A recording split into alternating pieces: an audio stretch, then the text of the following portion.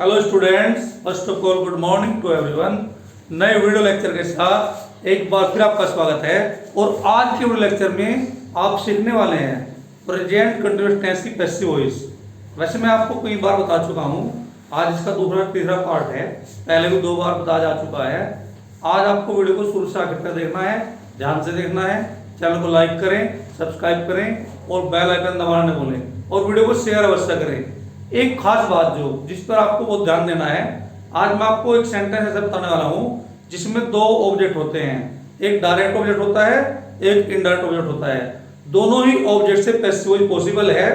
दोनों ऑब्जेक्ट से किस तरह पैसिव वॉइस बनाते हैं, ये बात आपको नोटिस करनी है, ध्यान देना है। पहले हम बात पर ध्यान देते हैं, इसका रूल क्या है। आप बोर्ड पर पढ़ भी सकते हैं। इस टेंस में पैसिव वॉइस बनाते समय सब्जेक्ट के अनुसार helping verb is being. Being की स्पेलिंग में स्टूडेंट कंफ्यूज रहते हैं। BEING being, are being, am being के बाद वर्ब की थर्ड फॉर्म ठोक देते हैं। किस तरह से, मतलब जिस तरह हमने प्रेजेंट इंडेफिनिट टेंस पढ़ा था पहले, उसमें हेल्पिंग वर्ब क्या थी, इज एम आर, यानी कि पैसिव वॉइस की हेल्पिंग वर्ब क्या थी, इज एम आर। लेकिन इसमें क्या बढ़ा गया है, is being, am being, are being. Dear student, I want to tell you, third form is an essential part of passive voice. Third form तो पैसिव वॉइस का इसेंशियल पार्ट है। Third form तो आनी ही आनी है।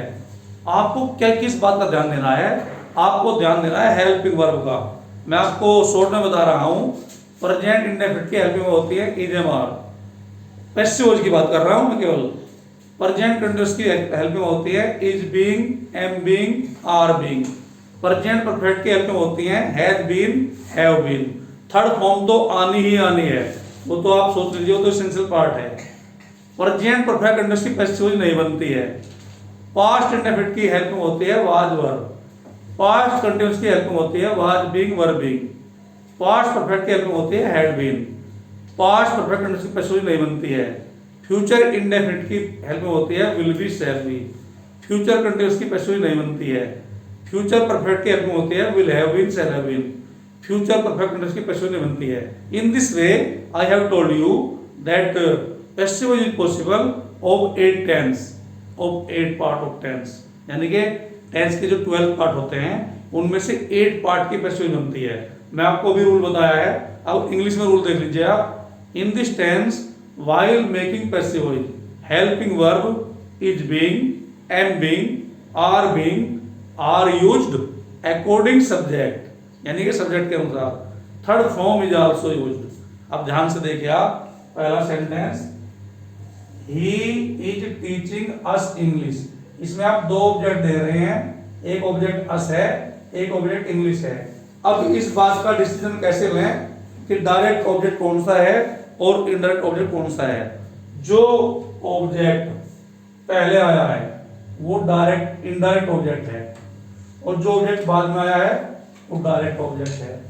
जो लास्ट में आया है वो डायरेक्ट ऑब्जेक्ट है, जो उससे पहले आया है वो इनडायरेक्ट ऑब्जेक्ट है। तो इसमें अस तो जो है इनडायरेक्ट ऑब्जेक्ट है, इंग्लिश डायरेक्ट ऑब्जेक्ट है। पहले हम इनडायरेक्ट ऑब्जेक्ट से कैसे बनाएंगे। अस का subject we, we plural number है, इसलिए क्या किया, आर बीइंग ठोक दिया, आर बीइंग। टीच की third form taught, we are being taught. अब डायरेक्ट ऑब्जेक्ट कर दिया इंग्लिश बाय हिम। हमें अंग्रेजी पढ़ाई जाती है उसके द्वारा। आपको ध्यान से देखना है, आपका यही पार्ट है आज, ध्यान से देखिए आप। जब डायरेक्ट ऑब्जेक्ट से पढ़ाएंगे तो इसमें डायरेक्ट ऑब्जेक्ट अस है, अस को सब्जेक्ट के स्थान में ले, अस का सब्जेक्ट वी होता है, वी प्लूरल नंबर है, प्लूरल नंबर के साथ आर बीइंग लगा दिया, वी आर बीइंग टोट। अब डायरेक्ट ऑब्जेक्ट लगा दिया इंग्लिश बाय हिम। हमें अंग्रेजी पढ़ाई जाती है उसके द्वारा। अब देख लेते हैं इनडायरेक्ट ऑब्जेक्ट से, सॉरी अब डायरेक्ट ऑब्जेक्ट से देखते हैं इंग्लिश से। क्योंकि इंग्लिश एक सब्जेक्ट का नाम है इसलिए सिंगुलर नंबर हो गया है। इंग्लिश इज बीइंग, इसलिए इज बीइंग का प्रयोग करेंगे। सिंगुलर नंबर के साथ इज बीइंग लगाते हैं, प्लूरल नंबर के साथ आर बीइंग लगाते हैं, आई के साथ एम बीइंग लगाते हैं। English is being, English is being taught to us by him. इस बात को आपको नोट कर लेना है। जब आप एक्टिव वॉइस देख रहे हैं, एक्टिव वॉइस में कहीं टू नहीं लगा है, लेकिन पैसिव वॉइस बनाते समय जब हम पैसिव वही डायरेक्ट ऑब्जेक्ट से बनाते हैं तो इनडायरेक्ट ऑब्जेक्ट से पहले टू लगाना पड़ता है। देखो यहाँ अस था खाली, लेकिन यहाँ कर दें टू अस। इस पर बात पर जोर दिया गया है, बात पर जोर दिया गया है, इसलिए टू लगाया है। क्या कहा गया है? English is being taught to us. English पढ़ाई जाती है हमें, बाय हिम, उसके द्वारा।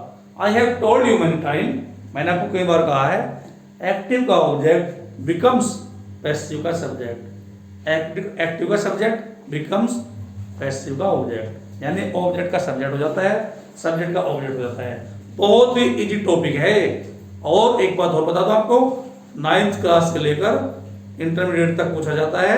इसके बाद कंपटीशन, इंग्लिश कंपटीशन में भी आपका पीछे छोड़ने वाला नहीं है।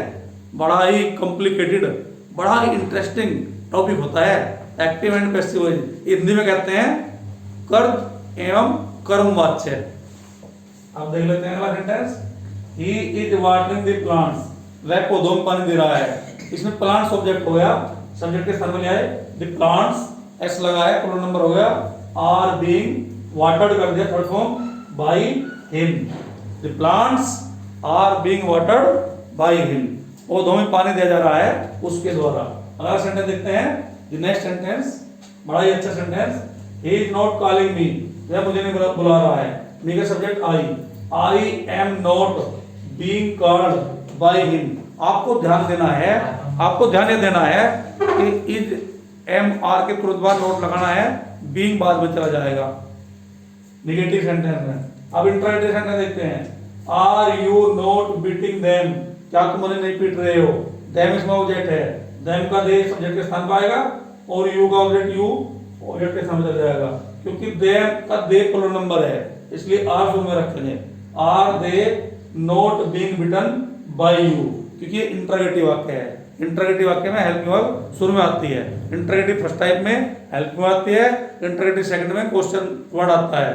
आप क्वेश्चन वर्ड वाला वाक्य देखते हैं, why is he not playing cricket, वह क्रिकेट क्यों नहीं खेल रहा है। पैसिव क्या हो जाएगी, क्रिकेट क्यों नहीं खेला जा रहा है उसके द्वारा, तो व्हाई तो अपने स्थान पर रहेगा, व्हाई इज क्रिकेट, दूसरे नंबर पर वर्ब आ जाएगी, why is cricket not being played by him, cricket क्यों नहीं खेला जा रहा है उसके द्वारा। अब देखते हैं लास्ट में, हु इज इनवाइटिंग यू, तुम्हें कौन आमंत्रित कर रहा है।